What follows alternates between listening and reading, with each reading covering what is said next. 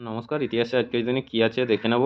1774 Robert ক্লাইভের মৃত্যু। 1856 বিধবা বিবাহ আইনের প্রেক্ষাপটে সংবাদ প্রভাকর পত্রিকায় এই মর্মে বিজ্ঞপ্তি ছাপা হয় যে বিধবা বিবাহ করলে বরকে 1000 টাকা নগদ পুরস্কার দেওয়া হবে।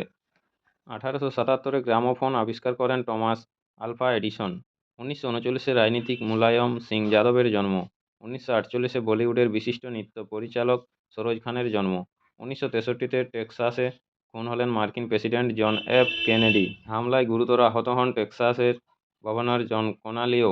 সন্দেহভাজন লি হার্ভে ওয়ালকে ধরা হলো দুদিন পর পুলিশি হেফাজতে তাকে গুলি করে হত্যা করে জ্যাক রুবি। 1967 টেনিস তারকা বরিস বেকারের জন্ম। 1970 শ্রীলঙ্কার ক্রিকেটার মারভান আত্তাপাত্তুর জন্ম।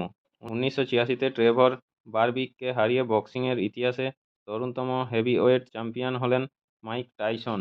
1986 দক্ষিণ আফ্রিকার প্রতিবন্ধী অ্যাথলিট অস্কার পিস্টোরিয়াসের জন্ম। 1987 সুরকার ও সঙ্গীতশিল্পী হেমাঙ্গ বিশ্বাসের মৃত্যু। 1995 প্রকাশিত হলো কম্পিউটার ইমেজ দিয়ে তৈরি প্রথম ফিচারধর্মী ছবি টয় স্টোরি।